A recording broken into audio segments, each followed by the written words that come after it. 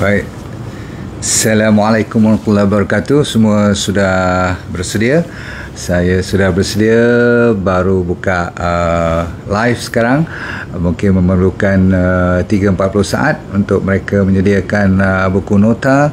Seperti biasa, bagi mereka yang baru belajar, tak apa, you ada masa untuk pergi tengok balik saya punya YouTube, sebab YouTube tu selalunya kadang-kadang sebulan 2 bulan kemudian baru diedit dan dibuat secara bergambar belakang, latar belakangnya, supaya you boleh lebih faham. Okay? Namun bagi mereka yang mengikuti setiap malam, kalau kita panjang umur, anda dijanjikan dengan ilmu-ilmu yang boleh kita kongsi bersama. Dan sebab itulah saya selalu kata, kalau sudi share, bagus juga, sebab ramai yang kat luar sana memerlukan topik contoh pada malam ini. Mungkin anda rasa yang tak kena tu perkara ni remeh aja kan, tapi bagi mereka yang kena dandruff ataupun kelimomo, Masya Allah, I tell you, ramai orang yang kalau kelimomo yang terlalu teruk, sampai berkeping-keping, jatuh macam salji tu daripada rambut. Dan sengaja saya tunjuk bukan apa, pakai baju putih, sebab kalau saya pun ada juga, kalau pakai baju hitam memang out betul. Atau baju gelap lah kan, orang tak suka pakai baju gelap. Dan bagi mereka yang hijabi, maksudnya yang pakai hijab, nasib baik juga kalau ada tu boleh ditutup. Namun ada 3 perkara yang selalu berlaku pada mereka yang ada dandruff. Itu 1, gatal. Nombor 2, dia berbau. Nombor 3, dia gugur. Satu, rambut pun boleh gugur, tahu, okey, dan rambut pun boleh rosak kan. Tapi benda yang flake tu, yang scale tu, yang sisik-sisik yang keluar tu, yang kadang-kadang bukan tak kat atas bau saja, tapi kadang-kadang sampai ke atas you punya lantai atau carpet pun. Jadi setengah orang jadi segan lah, kalau dia kalau yang boleh tutup tu tak apa juga. Tapi saya tahu yang tutup pun bila balik je dia nak buka tu, dia lari pada orang pun. Sebab apa? Dia kena pergi jauh-jauh, dia mandi dulu baru dia keluar. So, sebab apa? Bau yang 8 jam atau 6 jam yang you berada kat luar atau kat office tu, Masya Allah, boleh bayangkan tak? Kalau dah bersedia, boleh kita mulakan sekarang? Boleh Alright. Bismillahirrahmanirrahim. Assalamualaikum warahmatullahi wabarakatuh. Dandruff ataupun kelimomo adalah satu, sebenarnya diiktiraf sebagai penyakit. Okey, dan nama sainsnya ialah seborrheic dermatitis. Dan seboria ni, nama pun seboria dermatitis, okey, dia berbentuk penyakit kulit yang kadang-kadang orang lupa yang selain daripada bakteria yang ada kat badan ataupun kat semua kawasan kulit kita ni, ada bibir, hidung, terutama sekali dalam rongga-rongga semua ni ada, bawah kuku semua banyak. Bukan bakteria saja yang you kena ingat, ada juga apa yang dinamakan fungus ataupun kulat-kulat ni yang duduk secara, orang kata apa, aman damai. Mereka tak mengganggu kita, bahkan kita perlukan mereka juga untuk menjaga kawasan-kawasan yang sewaktu dengannya. Contohnya kalau bakteria bahagian usus, dia ada khas, siapa kepala dia, siapa anak buah dia, siapa cucu, siapa cicit, semua siap. Selalunya tak terganggu. Kepala pun banyak virus, bakteria, dan apa lagi, yeast. Itulah yang saya kata tadi, yang dalam cerita pada malam ni, dandruff, dia lebih kepada satu jenis fungus atau kulat yang bernama, yang famous selalunya di antaranya, banyak kan, Malassezia. Nak sebut pun macam Malaysia pula bunyi. Okey. Malassezia fur, atau setengah orang ada nama beberapa jenis yang lain lah. Dia sebenarnya normal. Flora ni, kehidupan makhluk yang Tuhan jadikan ni, memang disediakan khas untuk menjaga supaya balance. Dan dia makan sebum ataupun oil-oil yang keluar daripada, you ingat kan, rambut kita kan ada dia punya kelenjar yang keluarkan minyak tu, oil tu, okey, dia namakan sebum tu kan. Kalau banyak sangat, orang kata rambut berminyak, kalau tak, orang kata rambut jenis kering. Tapi kalau terlalu banyak minyak ni, kadang-kadang Malaysia ni dia jadi sonok sangat, dia beranak pinak, dia jadi banyak.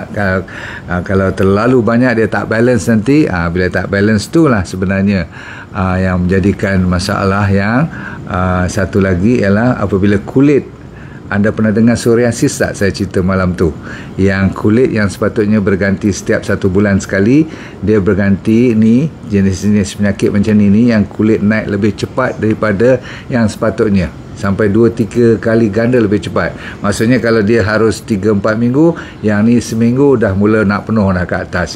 Jadi dia nak pergi ke mana? Bila tak boleh nak pergi ke mana, dia jadi flake. Dia jadi sebahagian daripada isi ataupun kulit tu, dia dah mula kering, dia tolak lagi naik atas, maka dia terkopak.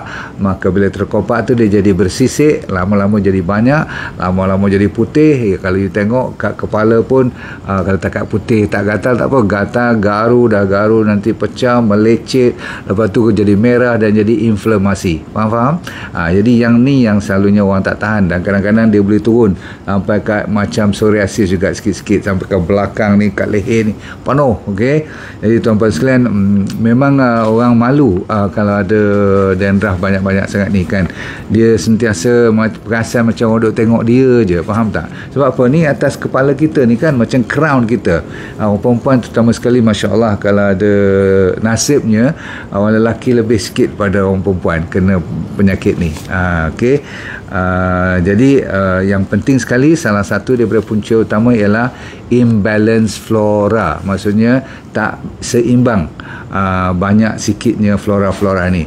Selalu kalau terganggu dia punya ekosistem dia tu, itu yang menyebabkan jadi orang panggil dandruff atau klemomo. Dan sebab itulah dia lama nak baik atau lambat nak baik. Sebab apa? Nak membetulkan keadaan flora fauna semua ni kan, kena jaga betul-betul.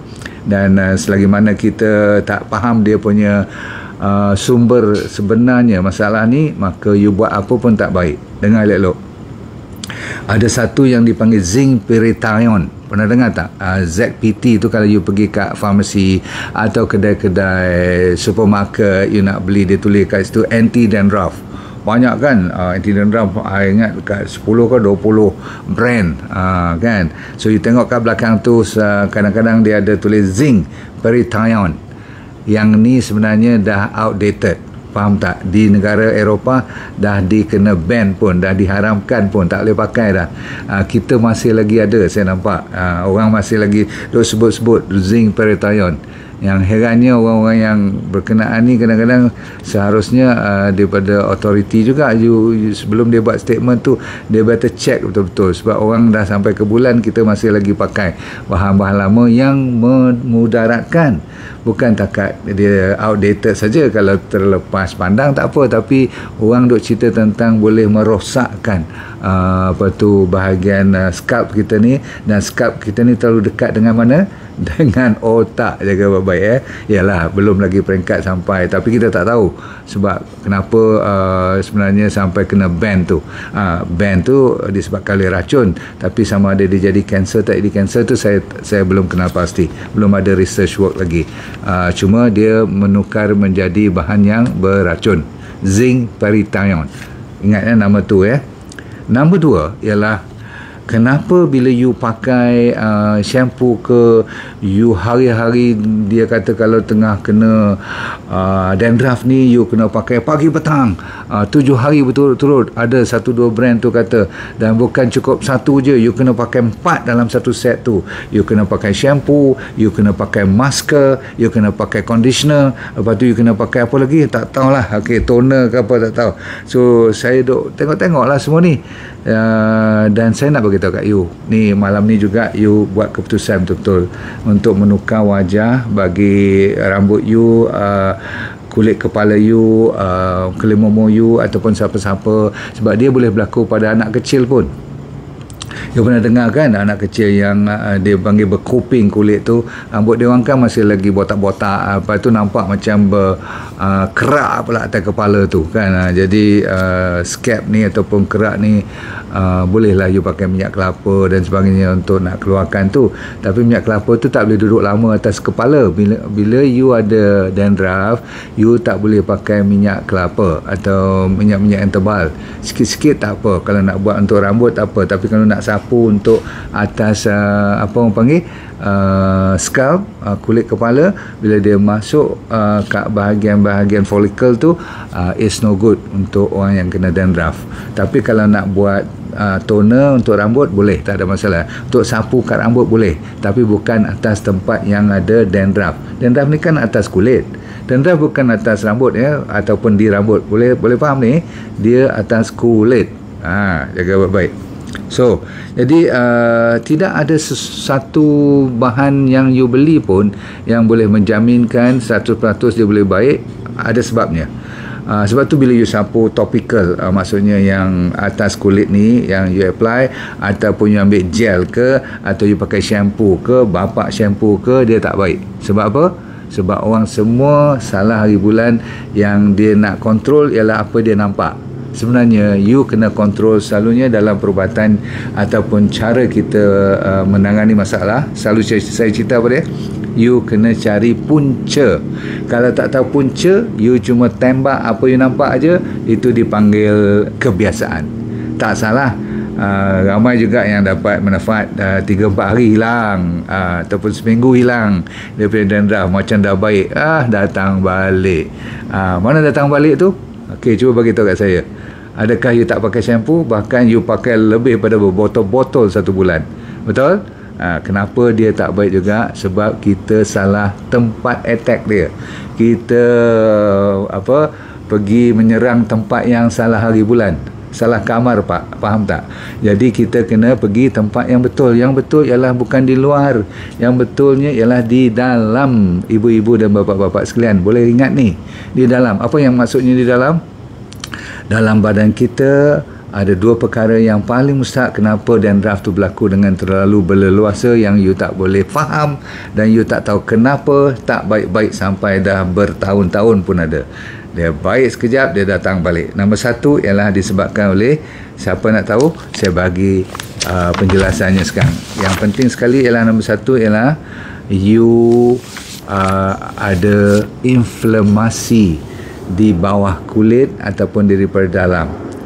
Contoh saya bagi tahu sekarang ni ialah apabila skin ataupun kulit tadi nak menggantikan lebih cepat daripada fitrah yang dia kata sebulan, dan dia digantikan tak sampai seminggu, maka dia tolak tu, penolakan tu macam cerita psoriasis juga, menyebabkan dia menjadi inflamasi. Tahu perkataan inflamasi? Maksudnya jadi radangan, jadi gatal, jadi merah, jadi bengkak sikit, walaupun kecil-kecil you tak nampak lah sebab kat atas kepala kan.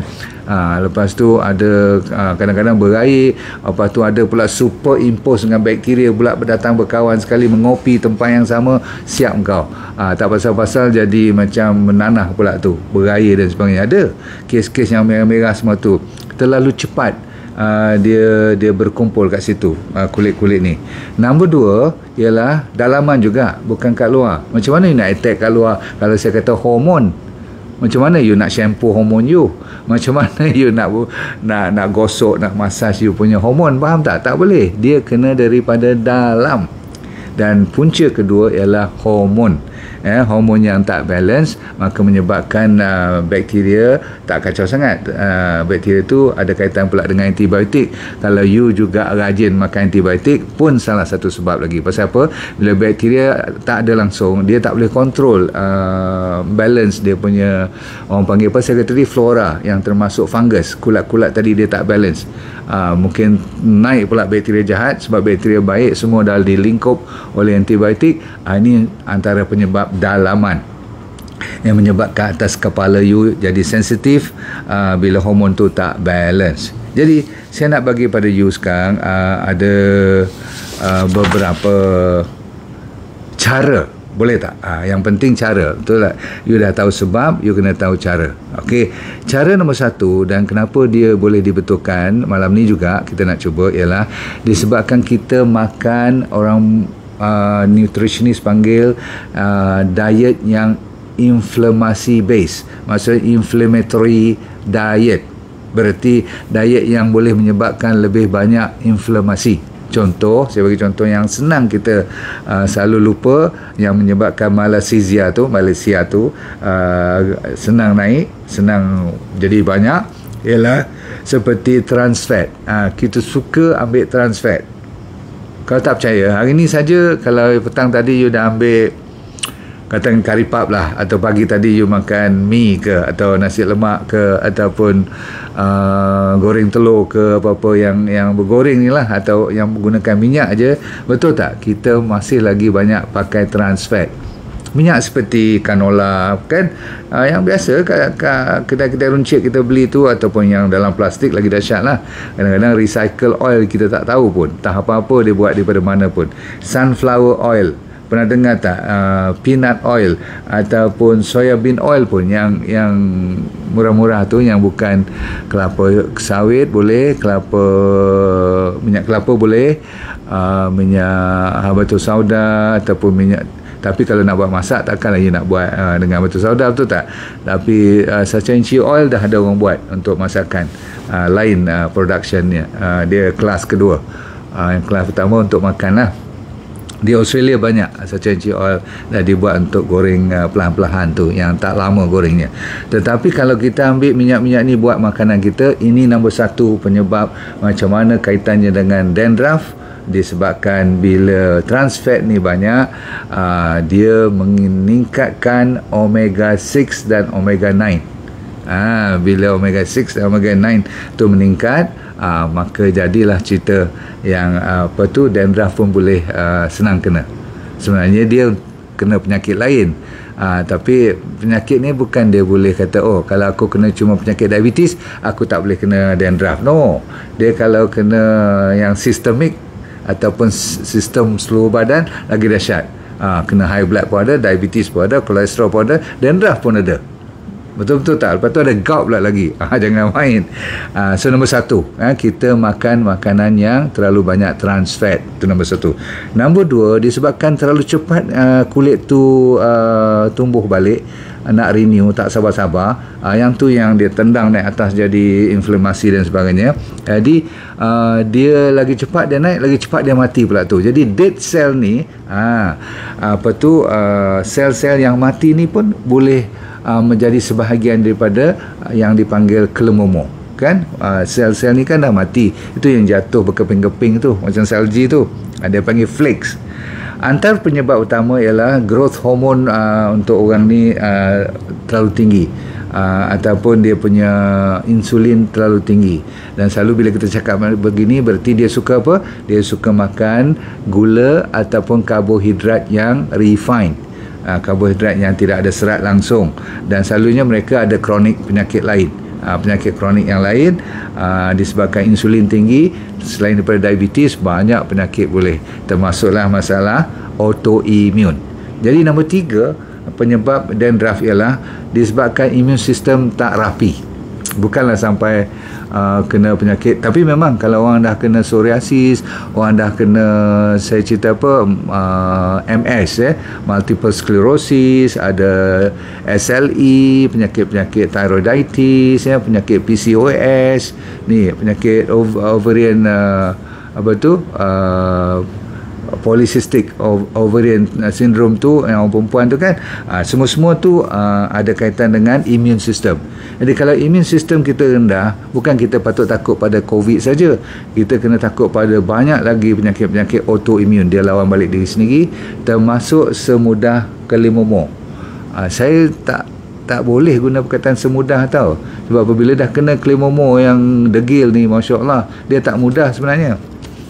Tapi sejak you faham konsep ni, betulkan diet you balik. Jangan makan makanan-makanan yang refine. Macam D&D diet, sebenarnya diet ni Allah, dah berbuih mulut tak, ikut je. Kalau ikut tu selalunya alhamdulillah you akan kontrol you punya dandruff, terutama sekali dari sudut nak meningkatkan imun tu, kontrol you punya gula seperti biasa, susu nombor 2, nombor 3 ialah daging-daging yang ada injection banyak sangat dalam badan kita, termasuklah ikan-ikan yang terdedah kepada mercury. Tu kan, kalau dah kena mercury, kena arsenic, kena lead, daripada lautan-lautan semua tu, dia masuk kat badan kita. Yang tu sebenarnya you kena shampoo. Soalannya macam mana you nak shampoo mercury tu tak? You kena tukar makanan you baru betul. Jadi you dah jadi lebih waras tak malam ni, okey? Dan nombor 4 ialah hormon. Hormon lagi satu. Perempuan terutama sekali ataupun lelaki pun sekarang ni, zaman-zaman moden ni, banyak dia punya masalah. Kalau dari sudut stres, tak kira lelaki perempuan, bila naik je kortisol. Apa dia kortisol?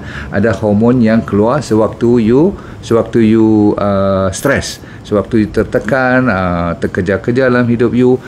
Dia mulalah makan minum tak jaga, minuman body jadi kering dan sebagainya. Ni yang menyebabkan diet terganggu. Kalau kortisol you pun orang kata apa, terlalu tinggi, dia ganggu diet you dari segi pencernaan. Bila kortisol terlalu tinggi, pencernaan kita tidak sempurna. Maklum sajalah kan, kortisol ni adalah hormon untuk orang yang tengah resah, gelisah, dalam kemurungan. Jadi dia tak steady. Kalau nak makan, nak minum, nak cerna, nak pergi dalaman probiotik kita ataupun bakteria kita tenteram, dia happy, boleh buat kerja dia mesti dalam keadaan yang kortisol yang rendah. Baik, itu lagi satu. Ramai orang tak kena vitamin D. Lagi sekali vitamin D. Patutlah saya cerita kat you all dulu, vitamin D ni adalah master vitamin. Kat mana-mana je dia mainkan peranan. Tengok ni, sampai dandruff pun ada kayak malam tu saya cerita psoriasis, vitamin D nombor 1 sebenarnya. Ini ada kaitan dengan sunlight lah. Padan muka bagi kita yang tak mahu langsung kena matahari tu. Orang kata kalau ada dandruff tak boleh kena matahari. Salah. Okay, right. Dan probiotik seperti biasa, makanan-makanan tadi saya kata yang berserat. Kenapa? Sebab nak jaga supaya bakteria happy. Bila bakteria happy, dia bantu kontrol you punya fungus yang dalam dandruff tu. Baik, nombor 5 sekarang. Kita ada 7 semua kan. Nombor 5 ialah kita tak cukup vitamin B. Ini B ni saya tak siap-siap lagi. Kata dah nak buat lama, buat dah tapi tak balance lagi, nak kena cantikkan lagi. Sebab B kompleks dalam nutritional yeast. Pernah dengar saya katakan cari nutritional yeast. Dulu masa kita budak-budak dulu, kita ambil Marmite. Pernah dengar Marmite? Okey. Lagi satu saya kata ialah you kena jangan lupa omega 3. Alhamdulillah, omega 3 ni Tuhan bagi rezeki kat mana-mana saja mainkan peranan yang kalau ada inflamasi cukup baik. Jadi yang baru ni E-Sachainchi oil tu memang boleh kita pakai. Jadi 3 yang you kena cari kalau you tak makan betul ialah vitamin B kompleks, vitamin D, 3K2 dan E-Sachainchi oil tu, omega 3 nya. Baik, nombor seterusnya ialah nombor 5 ni. You boleh tak cari kimchi? Ni kalau tak tahu apa nak buat, cari kimchi, ambil air kimchi tu saja, you gosok. Yang ni saya nak bagi tambahan sikit. Tadi saya kata tak gosok apa pun tak boleh, tapi sejak kita tahu disebabkan oleh fungus ni, kimchi punya probiotik ni, kita nak masukkan balik dia punya bakteria baik ke atas kepala kita supaya dia mengimbangkan. Tak lama, 15 minit je. Air kimchi, boleh ke you tahan? Campur air sikit, you lap ataupun you orang kata apa, sapu dia ke atas kulit kepala you. Okay, kulit kepala, bukan kat rambut. 15 minit you bilas dia. Ataupun kalau boleh you cari olive oil sama coconut oil sedikit, saya kata apa, untuk you massage. Okay, di atas kepala sedikit sahaja, jangan banyak.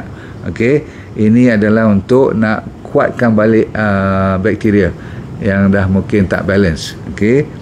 Lepas tu kalau ada tea tree oil yang telah ikut dos yang betul, jangan tak dilute dulu. You mesti apa orang panggil, cairkan dia sikit sebab tea tree boleh bakar kulit kalau tak jaga betul-betul. Ikut formula betul-betul tea tree oil ni. Tapi bagus untuk membunuh bakteria ataupun fungus-fungus yang tak elok. Okay, dia macam detox kat kepala kita lah pula. Di tea tree ni memang bagus. Alright. Garlic oil boleh juga kita pakai kalau tak ada tea tree. Saya bagi option. Garlic oil, satu lagi yang paling popular kat negara-negara orang barat, namanya wild oregano.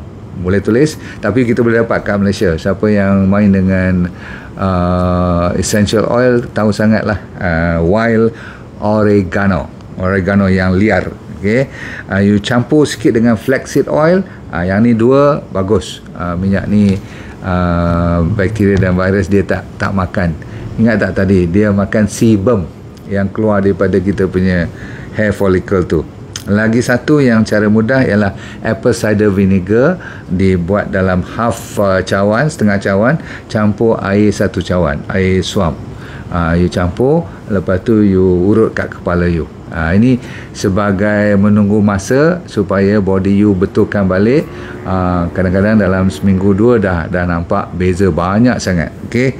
Baik, saya nak habis second last sekarang ialah tidak lain tidak bukan, banyak sangat kalau saya cerita, tapi ini tak betul lah, iaitu betulkan diet you dulu. Tak ada gula langsung lagi dah untuk sementara dia nak baik ni, dan kalau boleh jauhkan daripada omega 6 dan omega 9, yang mana yang toksik tu lah, ataupun yang mana yang fast food. Pernah dengar kan all those yang you tengok kat McDonald, KFC, brand-brand yang famous tu lah, yang ada sampai 100-200 ingredient dalam dia punya formulation, dia tak pernah bagi tahu kat you tu. Semua tu merosakkan flora kita. Lepas tu probiotik yang bagusnya belajar makan yang natural. Kalau tidak pun you cari sendiri. Mahal juga ni probiotik, bakteria-bakteria yang baik. Tapi sebenarnya ada dalam gobis yang saya ajar you buat jeruk tu, nama sauerkraut, lagi sekali kimchi, kalau nak kombucha tea, ataupun selalu saya sebut apa, tempe, yang mana yang diperam-peram ni bagus, and no sugar. Lagi sekali saya sebutkan, you kalau ambil je sugar, tak apalah, nak buat macam mana, you nak marah kat siapa, betul tak, kalau dia tak mau baik nanti. Okay. Setengah orang kata tukar shampoo lah, tukar conditionernya tak jalan. Okay. Tapi sementara waktu, kot you tak sabar nak tengok dia clear awal-awal dalam 2-3 hari ni, selalunya orang pakai Selsun, ingat tak yang Selsun Blue tu, botol biru tu dari kecil lagi dah ada dah.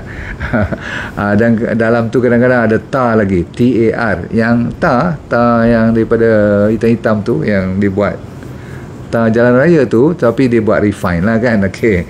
Lepas tu ada orang pakai krim ketoconazole, macam apa nama, Nizoral lah, semua tu okey, boleh lah sementara je, tapi tu bukan jawapannya. Okey.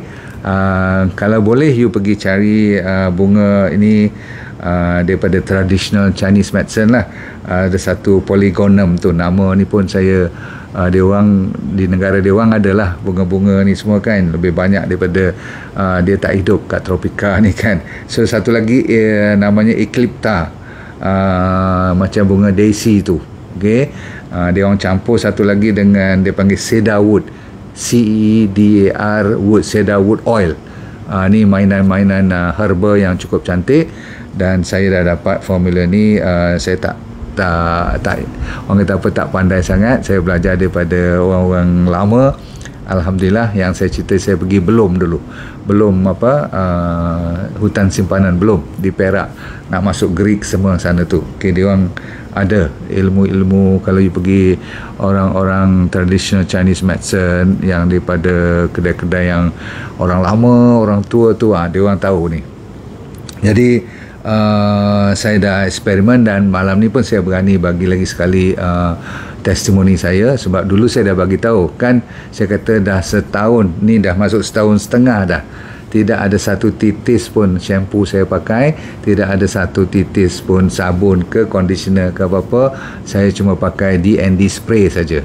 Dalam spray tu ada 3-4 bunga ni, dimasukkan dan dikemas-kinikan dalam ethanol dia tu, supaya dia boleh jadi spray. Dan kalau you tengok, inilah siapa yang ikut saya, bukan saya nak menunjuk please, saya nak membuktikan kepada anda yang kita bicara malam ni betul. Yang kita buat selama ni dengan shampoo lah, dengan berpuluh-puluh ringgit dah habis satu botol tu, kadang-kadang tak jadi apa. So kita spray je. Saya tak malu cerita, ni spray yang lama, botol lama dekat berapa kali dah. Ni botol yang keberapa saya tak ingat. Kalau you tengok, saya rajin sangat spray kat bahagian tengah depan ni. Kadang-kadang malas dan lupa nak cover semua. Maklumlah kita dah tua-tua ni, tak apalah rambut putih tak heran. Rupanya dia boleh jadi hitam sikit-sikit. Kan you nampak tak, ni kawasan yang selalu saya spray. Dan dari segi bukan hitam putih yang saya risaukan, dulu saya pun ada kelimomo.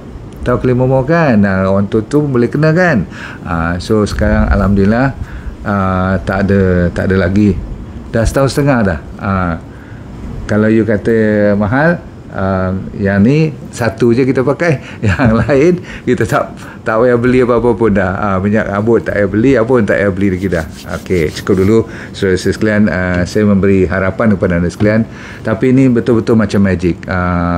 Saya tak pernah push pun benda ni, tak pernah paksa you ambil pun. Tapi malam ni disebabkan ramai PM saya tentang dandruff, apa nak buat, dah bertahun-tahun tak baik, rasanya bersalah pula kalau saya tak bagi tahu yang ni. You bayangkan, setahun setengah tau, nak masuk 2 tahun dah. Alhamdulillah, ini semua rezeki Tuhan bagi, kita kongsi sama, boleh? Alright, so kalau lepas spray ni, selalunya saya sapu Sanchay oil. Terutama sekali yang baru ni, sebab saya masuk vitamin E lagi, saya minat lah, sebab E is good for the skin. Vitamin E, okay? E Sanchay oil jadikan sebagai toner dia. Kalau perlu, kalau tak perlu, you makan je lah kan. Sebab dia semuanya datang daripada dalam. Tapi ni kena spray, jangan telan pula benda ni. Okay, alright. So kita bertemu lagi pada waktu yang terdekat. Semoga dunia anda sentiasa bahagia, akhirat syurga. Dan ingat, always let go and feel good all the time. Terima kasih.